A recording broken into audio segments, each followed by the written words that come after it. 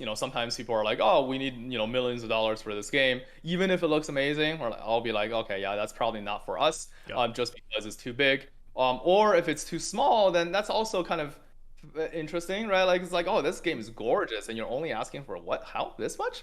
Yeah. Huh, that's interesting, right? But if anything, that'll probably generate more conversation, and that usually warrants a reply. Yeah.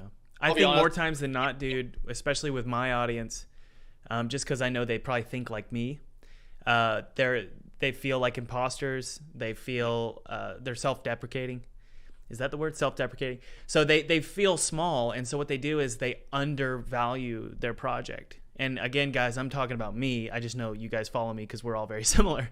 And the problem with that is obviously like there's a lot of publishers out there who'll be like, sold, I'll give you 20 grand for 60%, you know? And that a lot of people might fall for that because they're thinking, well, I can quit my job and I'll be able to work for 6 months, barely making it by, but at least I can make my game, you know? Yeah. Yeah, I mean, it's important to price correctly, and it is an art. Pricing a game and pitching it to a publisher is definitely an art. It is a lot harder than it sounds, but also, it takes experience. If I'm Yeah. being honest, I've been on the other side of the table. I still am on the other side of the table in a lot of ways. We have a very large dev team internally, and we're working with other publishers as well. And from my experience, you just kind of have to take it one step at a time. Yeah. It's kind of like your first game, you get some peanuts at best, maybe just release it by yourself for free. Your second game, finally you get noticed by something small, and then Yeah. they're able to give you some ramen fund. And then I mean maybe the third game, now you're looking at, okay, cool, maybe I can try to like improve my style of living a little bit. By your next couple games, now you're you're the director, you're the Yeah. creative, you're an auteur that's able to go out there, do the thing, and actually generate profitable, a strong value, not only for yourself, your family, and also for the publishing partner. And they're able to now trust you and just throw you money because they know they'll be able to make that money Yeah. back. So it really is kind of a step-by-step process. You can't get there overnight. Rome isn't built in a day. Yeah. So it's just a matter of knowing where you are on your career path and being realistic about what your needs are as well. Yeah. I mean, I'll tell my audience, guys, I got screwed over the first time I worked with a publisher. And screwed over is probably not the right word because it wasn't illegal, but that's the thing is it doesn't have to be illegal for it to be awful. And a lot of publishers will screw you over. And like for me, we didn't have a schedule with the first deal I ever signed. There was no schedule, and there was like not even a projected deadline. And so I had to buy that game back, and it was a big pain. So I just want to encourage my audience, like you were saying, Z, you've got to take it one step at a time, and get as much resources as you can. And this channel is one of them.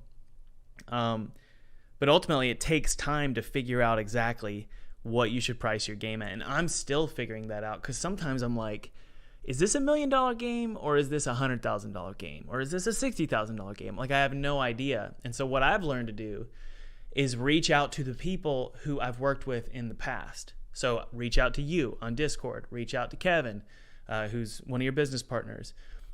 Reach out to the CEO at Armor Games and say, hey man, what do you think about the budget of this game? So it's just about building obviously a thick skin, but also building up experience, like actual experience and knowledge about how to price out your game. And it's really hard to know. And also another question I have is like how do they know if they're reaching out to a publisher that makes massive big budget games, or they're reaching out to a publisher that does smaller games? Like do you feel like my audience should only reach out to certain publishers that are within their budget in their head, or should they reach out to all of them? So I have a complicated answer here, and this is actually one of the advice that really I wanted to share. So I'm glad that you brought it up. Um, Definitely recognize the fact that every publisher has their own business criteria. Like I mentioned earlier, Serenity Forge is about doing meaningful, values-driven, emotionally impactful games. So know that. However, it doesn't mean that you shouldn't pitch the game as well. Mm. I think the trick here is really to be realistic about it, understand what they're looking for, and also shape your pitch to fit what that publisher would be looking for. Kind of like how when you're applying for a job, like you have a certain number of skills. You have a few different jobs that you would be happy with. You have some jobs that are your dream jobs, but you're going to be shotgun blasting your resume to a few different places, different positions, and you're going to have probably rewrite your cover letter, your objective on your resume every single time, right? Or rather, you're supposed to. And when you do that, you'll be like, oh, I'm really excited for marketing specialist 2 at this company because my marketing background is very strong. I have a strong passion for it. And then for another one, it's like, oh, I really want to do operations manager 3 because I really care about operations. Like, you want to change it up a little bit. So do the same thing also for when you're pitching games. And it's not a lie. What you're saying is, I will craft this game to your benefit. Not only will I craft the pitch, like, because you're saying change up the pitch, but you're also saying, look, if you guys want something to meet your needs, I'll do that for you as long as you fund this game for me. Yeah. So that's definitely a part of it. There's also a I'm guessing, as all developers are, there are certain parts of the game that you're also unsure about, right? Like, if you're absolutely sure that this is exactly the game that you want to make, you don't want any words of advice or any feedback, then yeah, I mean, you probably don't want to lie, right? Like to the publishers and tell them it's actually an MMO. However, there are certain parts of the game that you're probably like, well, I guess I could turn it into so and so and make it still work and still be really happy about it. Yeah. If that's the case, then don't be afraid to be upfront about it, because then publishers are able to find ways to fit that project into their portfolio. Yeah. Maybe a publisher is coming in here and they're like, okay, we need to fill one more MMO spot. And this game looks really good, but unfortunately the devs are insisting that it's single player, so we can't sign it. Yeah. Well, we're gonna have to go sign something else, right? And you just missed a huge opportunity. And by the way, guys, I wanted to let you know that my brand new course, Easy 3D, is totally free right now. Click below to enroll for free, and you'll immediately be taken to the program where you're gonna learn how to make your very first 3D game. And here's the best part.